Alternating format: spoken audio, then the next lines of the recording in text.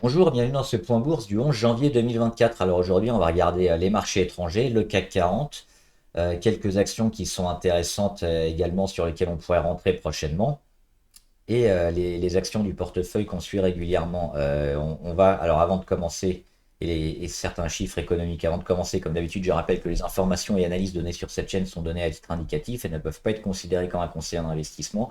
L'investissement en bourse est risqué et vous êtes responsable de tous les investissements que vous faites. Alors, on commence avec le Nikkei. Pourquoi? Parce que c'est un nouveau plus haut. On le voit ici sur le Nikkei à plus de 35 000. Grosse force du marché japonais qui, on le voit sur le graphe, hein, a véritablement des gros signes de force depuis l'été 2022. Alors même si on n'a pas explosé, on a explosé au printemps 2023, mais on est arrêté quand même la chute qui avait été due notamment à l'inflation un peu sur tous les marchés. L'inflation a été mieux gérée, hein, au Japon et en Chine notamment. Donc là, on a une confirmation quand même que le Japon se comporte plutôt très bien, une des principales économies mondiales quand même. Par contre, la mauvaise nouvelle, c'est toujours la Chine, hein. La Chine est toujours en bas, on le voit ici. On continue d'être au plus bas, hein, ici sur le CSI 300. Euh, c'est pas terrible. Et sur le Dow Jones Shanghai, c'est la même chose, hein. C'est deux indices différents, mais toujours sur le marché chinois. On le voit, c'est toujours sur les plus bas. Alors qu'est-ce qu'on peut attendre sur la Chine? C'est demain, dans la nuit, donc vendredi à 2h30 et à 4h, on aura des chiffres notamment sur l'IPC, mais surtout sur les importations et exportations. Donc ça pourrait être intéressant pour peut-être enfin stopper la chute et amener des bonnes nouvelles sur le marché chinois qui devrait, on l'espère, relancer un peu toute l'économie mondiale qui est plutôt sur le mode pause pour le moment. Au niveau des chiffres aux États-Unis, on a eu quoi aujourd'hui?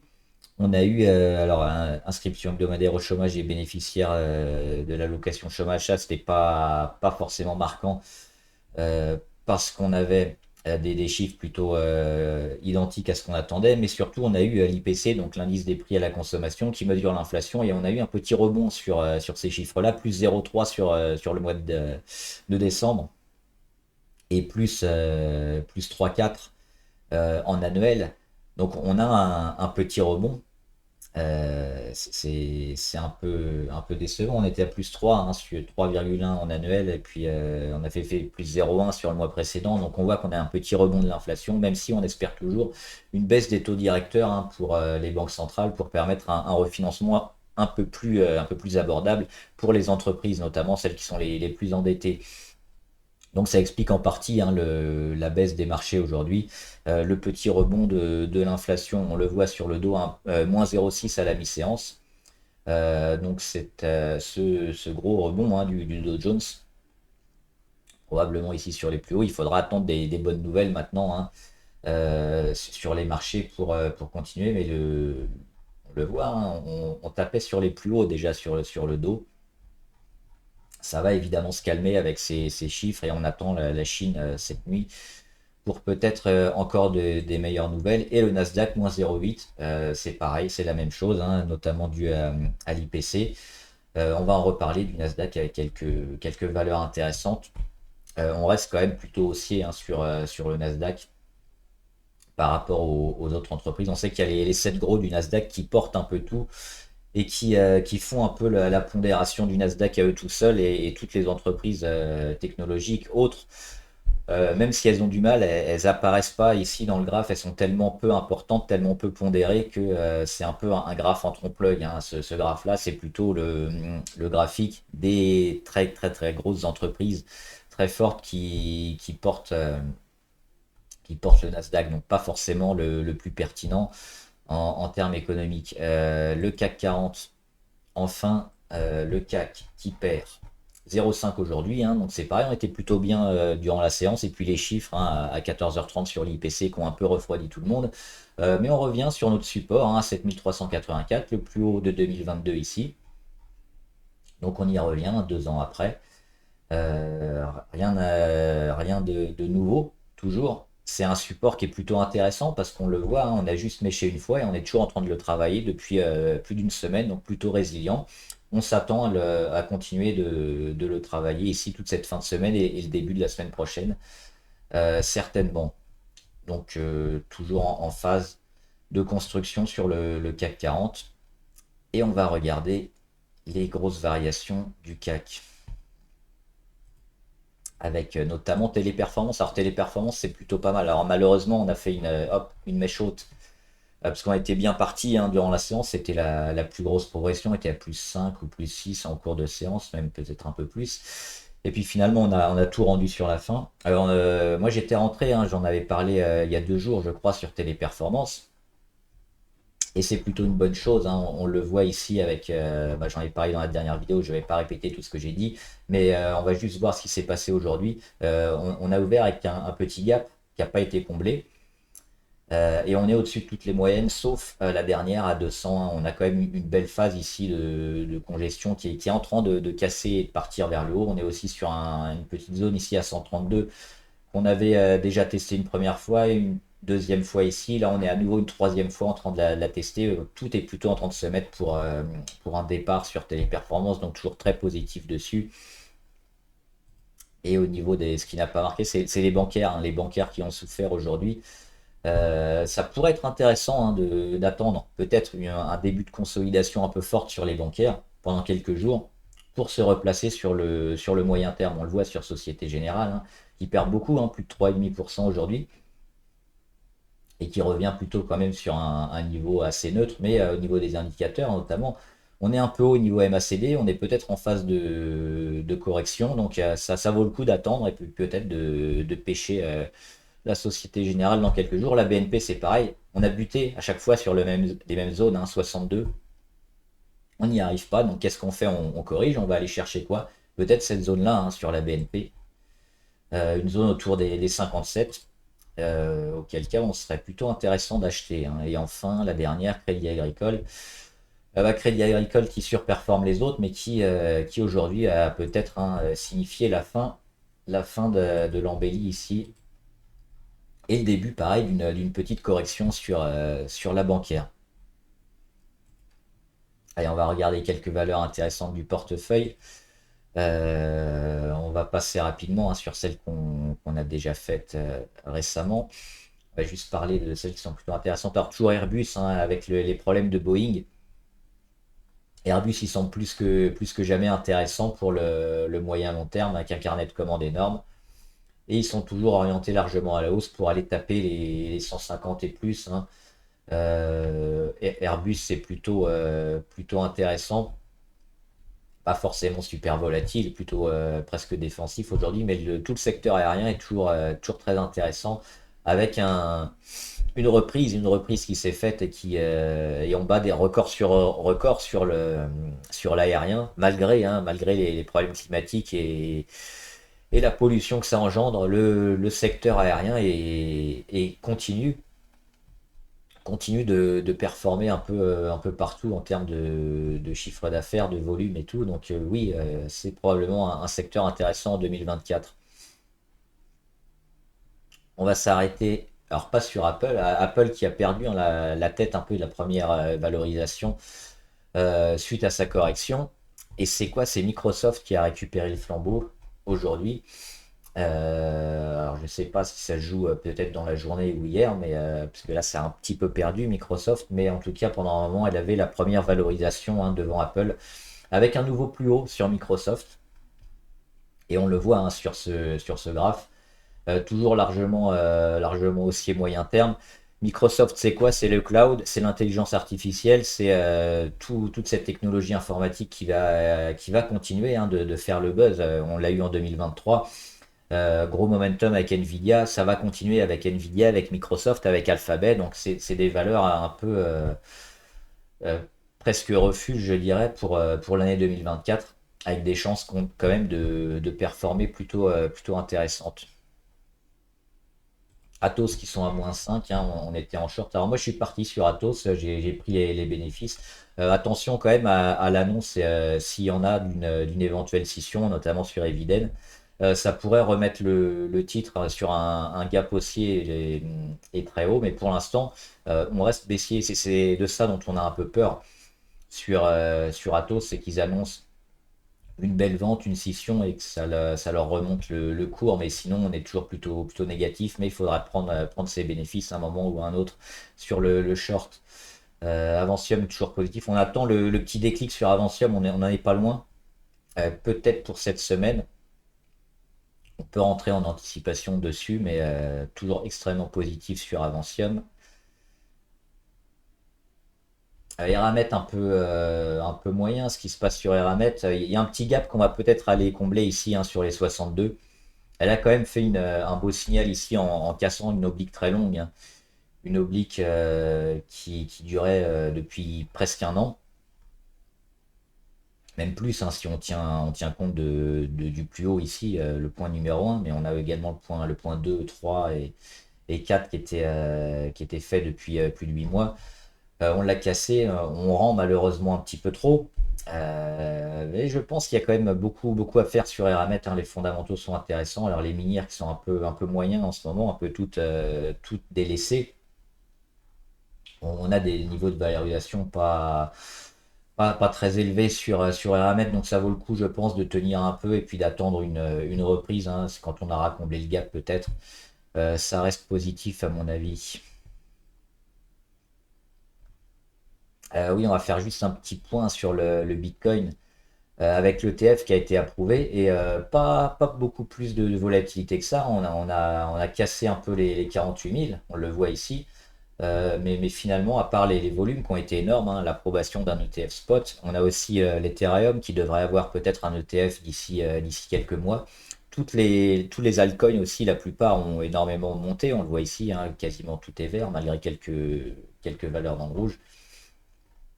Donc sur la valorisation sur le Bitcoin, ça avait été anticipé, donc c'était plus ou moins dans les cours déjà cette annonce de la SEC hein, qui valide l'ETF.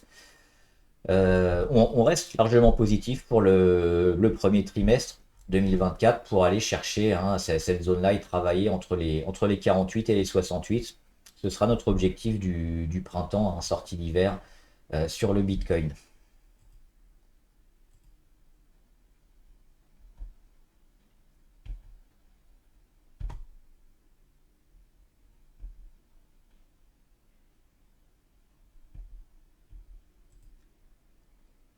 Ruby aussi, il y a pas mal dans le secteur énergétique, hein, pas mal de belles configurations. Et je pense que ça devrait bien partir aussi un peu partout. Ruby, c'est déjà parti, hein, on en avait parlé. Moi, j'étais rentré ici, signal d'achat autour de mi-novembre. Depuis, on voit que ça monte bien, ça monte fort, il y a des volumes. On rend jamais, on fait quasiment que des montées en escalier, donc toujours intéressant. On est au-dessus de toutes les moyennes, on est même hors des Bollinger quasiment, donc toujours très favorable sur Ruby. Le gaz hein, qui est revenu sur les 3 également, on était descendu rapidement sur les 2 sur le gaz naturel. Donc pareil, on vise les 25 sur Ruby à moyen terme.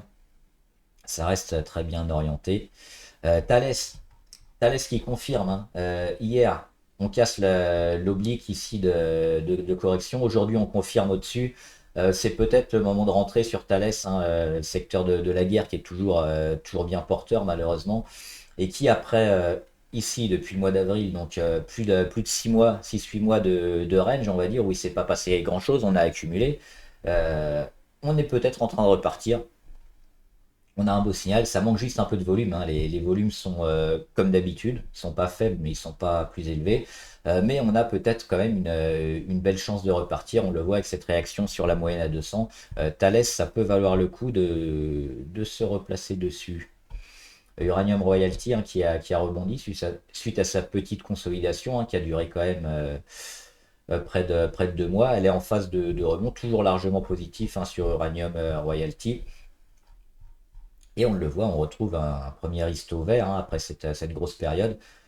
La grosse confirmation, on l'aura certainement ici, hein, cassure de l'oblique RSI, ce sera peut-être pour une nouvelle fois aller tester les 3 et plus. C'est ce qu'on attendait hein, en ce début de 2024. Elle a mis un peu de temps là quand même sur la consolidation, mais on est toujours orienté largement à la hausse sur Uranium Royalty. Virgin Galactic qui casse son canal qu'elle avait entamé depuis le mois de septembre à la rentrée. Ça peut être intéressant, hein, parce que si on avait loupé le coche, de retrouver Virgin Galactic sur les 1.8 et de voir sa réaction. Pour l'instant, on est en phase de conso. On attend quand même plutôt sur du très long terme. Virgin Galactic a annoncé qu'elle mettrait en place son nouvel avion, je crois que c'était en 2025. C'est l'avion qui va lui permettre de faire plus de vols avec plus de passagers et donc enfin de dégager pas mal d'argent parce qu'actuellement les vols commerciaux qu'elle fait sur les vols spatiaux sont pas assez rentables. Donc ça met un peu la rentabilité à 2025. Donc faudra y revenir peut-être courant 2024. Mais on est quand même dans du très long terme. Donc c'est pour ça que ça nous a retardé un peu tout sur Virgin. Et enfin quelques actions hop, du portefeuille BIS qui semblent très intéressantes. J'ai noté DocuSign. DocuSign, elle semble un peu sous-valorisée. Alors, elle a explosé avec la certification des signatures électroniques, notamment pendant le Covid. On en a eu énormément besoin avec le télétravail. Ensuite, ça a forcément perdu pas mal. Il y avait un peu de spéculation aussi. On est revenu sur les niveaux d'avant Covid. On le voit ici, hein, 2018-2019. Et on voit que ça a plutôt bien réagi ici. Alors, la zone, elle est sur les 35 dollars ici, en 2018. Mais on a réagi au-dessus, hein, sur les 39 fin 2022 et une nouvelle fois là sur les 39-38 fin 2023. Elle a un bénéfice par action qui n'arrête pas d'augmenter. Elle bat généralement le consensus toujours un petit peu. Elle fait de plus en plus de chiffre d'affaires. Alors dernièrement, elle avait un résultat net qui était négatif, mais sur 2023, elle commence à être positive. Et par rapport aux dernières années où elle a eu des résultats qui étaient négatifs en termes pas de chiffre d'affaires, de résultats nets, on le voit, cette dernière année est plutôt intéressante. Il y a pas mal de pics de volume, donc 2023, à mon sens, ce sera un peu enfin le changement de direction pour DocuSign, qui devrait lui permettre d'exploser, mais plus que ce qui avait été fait pendant le Covid, puisque c'était plus qu'un feu de paille, alors même il a duré 2 ans, ou un petit peu moins, 1 an et demi. On va repartir sur des bases intéressantes sur DocuSign avec une entreprise qui est enfin bénéficiaire, on le voit dernièrement, des beaux volumes, un gros breakout. Là, on est dans la phase de pullback. Je pense qu'il faudra la surveiller de très près, cette valeur, et passer à l'achat prochainement. Groupe OKWind aussi, hein, qui confirme, comme Thales, sa sortie ici d'oblique baissière. Un nouveau plus haut, et plus bas, pareil, de plus en plus haut. Donc des volumes, c'était hier des volumes intéressants. Ça peut valoir le coup également de rentrer rapidement sur le groupe OKWind. Là aussi, une valeur énergétique, hein. On a Galp Energia aussi qui a bien explosé hier. Pas mal de valeurs du secteur énergie qui sont favorables en ce moment. Donc peut-être à l'achat aussi.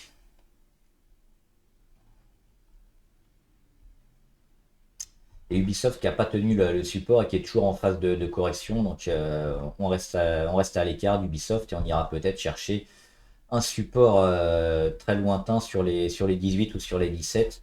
En tout cas, l'émission, hein, d'Océane par Ubisoft a été très mal jugée par le marché. On est toujours négatif. Et ça va durer encore un bon moment avant de faire un rebond. On fait rapidement les valeurs abonnées avec. Euh, J'avais juste une avant. C'était Rally.